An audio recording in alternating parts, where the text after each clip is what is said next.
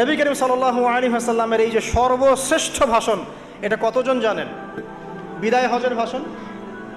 কতজন জানেন বিদায় হজের ভাষণে নবী সাল্লাল্লাহু আলাইহি ওয়াসাল্লাম কি বলেছিলেন উম্মতকে? আমরা একটু আপনাদেরকে শোনাবো, শুনিয়ে ইনশাআল্লাহ লেকচারটা শেষ করব।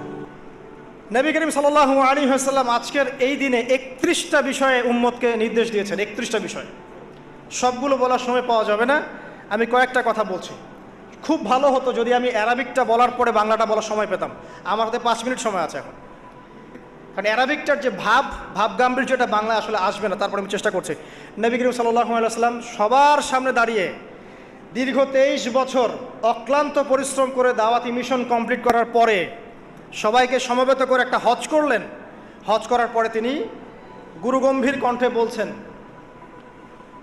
হৃদয়ের সমস্ত আবেগ বের করে দিয়ে বলছেন, হে জনগণ, আইয়ুহান নাস, হে জনগণ, আমি জানি না আজকের পর তোমাদের সাথে আমি কখনো মিলিত হতে পারবো কিনা। একটু চিন্তা করেন, সাহাবীরা সামনে দাঁড়িয়ে আছেন, নবীজি দাঁড়িয়ে এই কথাটা বলছেন, হে জনগণ, আমি জানি না আজকের পরে আমি তোমাদের সাথে মিলিত হতে পারবো কিনা। অতএব যে ব্যক্তি আজকে আমার এই কথাগুলোকে স্মরণ রাখবে, সে যেন অন্যের কাছে এই কথাগুলো পৌঁছে দেয়। হতে পারে যার কাছে পৌঁছে দেওয়া হচ্ছে সেই এই কথাগুলোকে বেশি সংরক্ষণ করতে পারবে। আল্লাহ পাক তার প্রতি রহম করুন যে আমার এই কথাগুলোকে অন্যের কাছে পৌঁছে দিবে।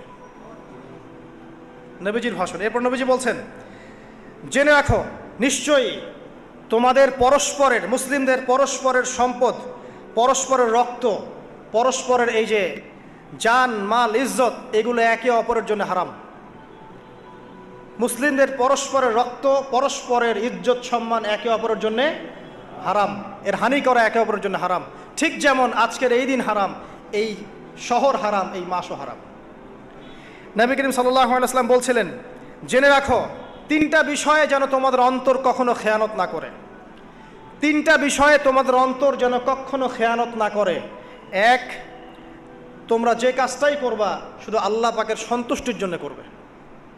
তোমরা যে কাজই করবে শুধু আল্লাহর সন্তুষ্টির জন্য করবে। তোমাদের শাসকবর্গের কল্যাণ কামনা করবে। তোমাদের শাসকবর্গের কল্যাণ কামনা করবে। 3 নাম্বার, মুসলিমদের জামাতকে আঁকড়ে ধরে রাখবে। মুসলিমদের ইউনাইটেড কমিউনিটিকে আঁকড়ে ধরে থাকবে। এই 3টা বিষয় পালনের ক্ষেত্রে তোমাদের অন্তর যেন খেয়ানত না করে। এদিন সূর্য ঢলে যাওয়ার পরে নবী সাল্লাল্লাহু আলাইহি ওয়াসাল্লাম আরও বললেন, শুনে রাখো হে মানব জাতি, এটা ভালো করে শোনেন, শুনে রাখো হে মানব জাতি, নিশ্চয়ই আমি মুহাম্মদ সাল্লাল্লাহু আলাইহি ওয়াসাল্লাম জাহেলি যুগের যত কুপ্রথা আছে সমস্ত কুপ্রথাকে আমার পায়ের তলে পিষ্ট করে গেলাম। জাহেলি যুগে কি ছিল ভাই? শিরিক ছিল, সুদ ছিল, মাদক ছিল, নারীর অবমাননা ছিল, কন্যা সন্তানকে দাফন করা হতো, রক্তক্ষয়ী হানাহানি মারামারি কাটাকাটি ছিল। এগুলো সব কিছুকে আমি আমার পায়ের তলে দাফন করে গেলাম। এটা কি দাফন হয়েছে? তিনি বলছেন, নিশ্চয়ই আমি জাহেলি যুগের সুদকে আমার পায়ে তলে পিষ্ট করে যাচ্ছি। সর্বপ্রথম যার সুদ আমি পিষ্ট করছি তিনি হচ্ছেন আব্বাস ইবনে আব্দুল মুত্তালিব, আমার চাচার সুদ। নিজের পরিবার থেকে দৃষ্টান্ত স্থাপন করলেন। তিনি আরও বললেন, হে উপস্থিত জনগণ, তোমরা মেয়েদের ব্যাপারে সতর্ক থাকবে এবং তোমাদের স্ত্রীদের ব্যাপারে সতর্ক থাকবে, তাদের হকের ব্যাপারে সতর্ক থাকবে, কেননা তোমরা তাদেরকে আল্লাহর কালিমার মাধ্যমে হালাল করে নিয়েছো। অতএব তাদের ব্যাপারে তোমরা সতর্ক থাকবে। তোমাদের উপর তাদের হক হচ্ছে তোমরা যা খাবে, যা পরবে, তাদেরকেও তাই খাওয়াবে, তাই পরাবে। আর তাদের উপর তোমাদের হক হচ্ছে যে তারা তোমাদের বিছানায় এমন কাউকে আসতে দিবে না যাদেরকে তোমরা অপছন্দ করো। নবী করিম সাল্লাল্লাহু আলাইহি ওয়াসাল্লাম আরও বলছেন, এই দিন আইয়ুহান নাস, হে মানব জাতি, তারাকতু ফিকুম আমরাইন, জেনে রাখো আমি তোমাদের সামনে মাত্র 2টো বস্তু ছেড়ে গেলাম। কয়টা বস্তু? লান তাদিল্লু মা তামাসসাকতুম বিহিমা, তোমরা কোনোদিন পথভ্রষ্ট হবে না যতদিন এই 2টা বস্তুকে আঁকড়ে ধরে থাকবে। কিতাব আল্লাহ, আল্লাহর কিতাব, ওয়া সুন্নতি নবীহি, এবং তার নবীর সুন্নাহ। তিনি আরও বললেন, আল মুসলিম, জেনে রাখো প্রকৃত মুসলিম সে ব্যক্তি, মান সালিমাল মুসলিমুনা মিন লিসানিহি ওয়া ইয়াদিহি, যে ব্যক্তির হাত এবং জবান থেকে অন্য মুসলিম নিরাপদ থাকে সেই ব্যক্তি হচ্ছে প্রকৃত মুসলিম। আল মুহাজির, আর প্রকৃত মুহাজির সে ব্যক্তি, মান হাজারা মা নাহাল্লাহু আন, আল্লাহ পাক যা নিষেধ করেছেন সেখান থেকে যে দূরে থাকে সেই ব্যক্তি প্রকৃত মুহাজির, মানে হিজরতকারী। তিনি আরও বললেন, মনে রেখো আমি তোমাদের সবার আগে হাউজে কাউসারে চলে যাব, সুবহানাল্লাহ, এবং সেখানে আমি তোমাদের জন্য অপেক্ষা করতে থাকবো। অতএব শোনেন, অতএব তোমরা আমার চেহারাকে কালিমালিপ্ত করো না, মানে আমার চেহারায় কালিমালিপ্ত করো না, আমার নাম নষ্ট করে দিও না। আমি তোমাদের সংখ্যাধিক্য দেখে আল্লাহর কাছে গর্ব করব, আমাকে তোমরা অপমানিত করো না। আজকে কি আমরা তার দায়িত্ব পালন করে উম্মাহ হতে পেরেছি? নবীজি বলেছেন, তা আমার চেহারাকে কালিমালিপ্ত করো না, সুবহানাল্লাহ। তিনি বলছেন, ওই সময় কিছু মানুষ থেকে আমি মুক্ত হয়ে যাব, আর কিছু মানুষ আমার থেকে মুক্ত হয়ে যাবে। বলা হলো, কারা ইয়া রাসূলুল্লাহ? তিনি বলছেন, আল্লাহ পাককে আমি বলবো, ইন্নাহুম মিন্নি, হে আল্লাহ এরা আমার উম্মাহ, এরা আমার উম্মত, আমার সাহাবী। আল্লাহ পাক বলবেন, ইন্নাকা লা তাদরি মা আহদাসা বা'দাক, তুমি জানো না হে নবী, তোমার মৃত্যুর পর এই মানুষগুলো, পরবর্তী মানুষগুলো তোমার দিনের মধ্যে কত বেদাত সংযোজন করেছিল। তিনি আরও বলেছিলেন, হে জনগণ জেনে রাখো, প্রত্যেক পরিবারের জন্যে প্রতি বছর একটা করে পশু জবাই করার বিধান, প্রত্যেক পরিবারের জন্যে, সামর্থ্যবান পরিবারের জন্য প্রত্যেক বছর একটা করে পশু জবাই করার বিধান রয়েছে। তিনি আরও বললেন, মনে রাখো একজনের অপরাধের শাস্তি আর একজন কখনো পাবে না, আর বাবার দোষে ছেলে কখনো দুষ্ট হবে না, ছেলের দোষে বাবাও কখনো অপরাধী হবে না। তিনি আরও বললেন, জেনে রাখো হে মানব জাতি, নিশ্চয়ই শয়তান এই বিষয় থেকে নিরাশ হয়ে গেছে যে তোমরা শয়তানের ইবাদত করবে, শয়তান নিরাশ হয়ে গেছে। কিন্তু শয়তান নিরাশ হয়নি একটা বিষয় থেকে, যে তোমরা একে অপরে হানাহানি, কাটাকাটি, ফিতনা, ফাসাদে ব্যস্ত থাকবে, যেমনটা এখন আমরা করছি। আমরা কিন্তু সরাসরি কখনো শয়তানের ইবাদত করছি, কিন্তু মুসলিমরা এখন পরস্পরে হানাহানি, কাটাকাটি, ফাসাদে লিপ্ত আছে। তিনি আরও বললেন যে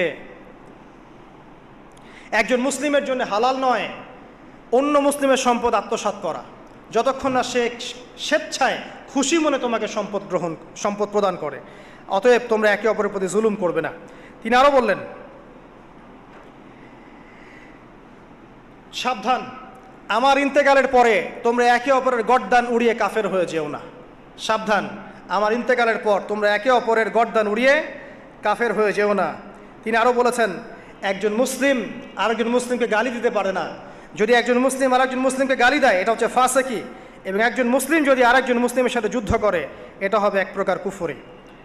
তিনি আরও বলেছেন, হে জনগণ জেনে রাখো, আমার পরে কোনো নবী নেই, আর আমার পরে তোমরা ব্যতীত আর কোনো উম্মত নেই। এর চেয়ে স্পষ্ট কথা হতে পারে? আমার পরে কোনো নবী নেই, আর আমার পরে তোমরা ছাড়া কোনো উম্মত নেই। তাহলে আমরা যখন নতুন নতুন নবী বানিয়ে নিচ্ছি, কোনো ক্ষেত্রে বলছি একজন ব্যক্তি ছিলেন, সে নিজে ঈসাও ছিল, সে মাহদিও ছিল, সে নবীও ছিল, নাউযুবিল্লাহ। এবং দিন দিন মানুষ এই খাতায় নাম লিখাচ্ছে, সুবহানাল্লাহ।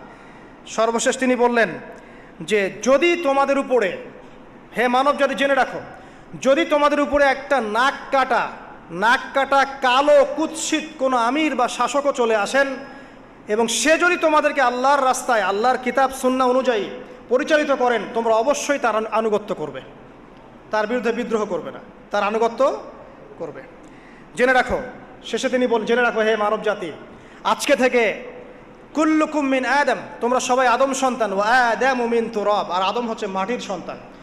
আরবের উপর অনারবের, অনারবের উপর আরবের, সাদার উপর কালোর, কালোর উপর সাদার, লালের উপর কালোর, অথবা কালোর উপর লালের কোনো রকম প্রাধান্য নাই।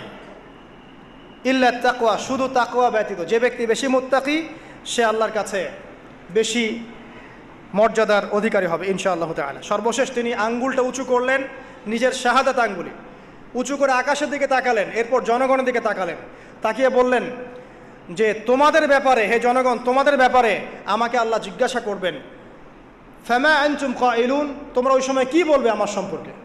তখন সাহাবীরা বললেন, আমরা বলবো যে আপনি বাল্লাগতা রিসালাতাক, আপনি আপনার রিসালাত পৌঁছে দিয়েছেন, ওয়াজ্জা আমানাতাক, আপনার আমানত পূর্ণ করেছেন, ওয়া নাসাহতা উম্মাতাক, এবং আপনি আপনার উম্মতকে নসিহত করেছেন। সুবহানাল্লাহ।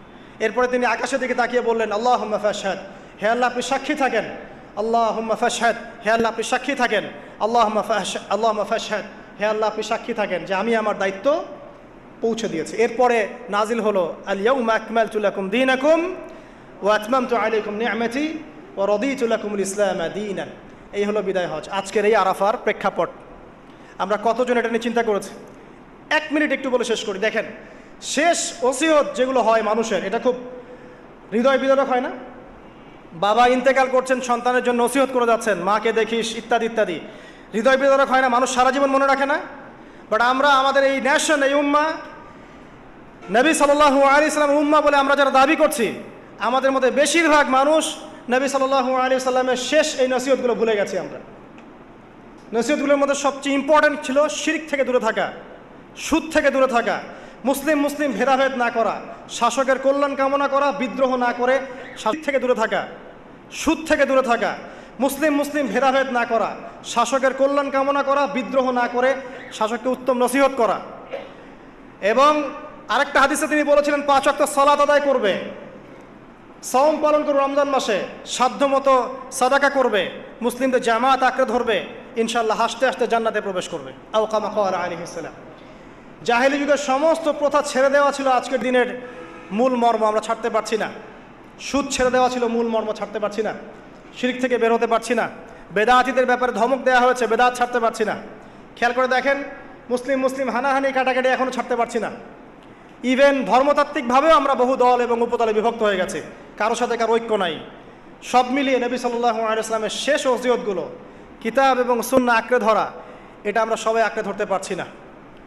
আজকের এই দিবসগুলো এই জন্যই আল্লাহ পাক বারবার ফিরিয়ে দেন, যাতে করে এগুলো নিয়ে আলোচনা হয়, আমরা এগুলো জানতে পারি এবং আমল করতে পারি, এই চেতনাগুলো লালন করতে পারি, নিজেরাও শিখি, পরিবারকেও শেখাই, আগামী প্রজন্মকেও শেখাই ইনশাআল্লাহ তাআলা। আশা করছি ইনশাআল্লাহ আমরা যদি নাও পারি, একসময় এমন একটা প্রজন্ম আসবে যারা নবী সাল্লাল্লাহু আলাইহি ওয়াসাল্লামের উম্মার মতো উম্মাহ হবে ইনশাআল্লাহ। অতএব প্রিয় দিনী ভাইয়েরা, আসুন আজকের দিন জুমার দিন, আমরা এই দিনে ইবাদতগুলো বাড়িয়ে দেই, আরাফা, সাওম এবং দোয়া, জিকির আজগারগুলো বাড়িয়ে দেই, একই সাথে আসন্ন কুরবানির প্রস্তুতি গ্রহণ করি। এবং আজকের দিনে, আরাফার এই দিনে হাজিদের সাথে আমরাও শরীক হয়ে আল্লাহর কাছে বলি যে আল্লাহু আকবার, আল্লাহু আকবার, লা ইলাহা ইল্লাল্লাহ, আল্লাহু আকবার, আল্লাহু আকবার, ওয়ালিল্লাহিল হামদ।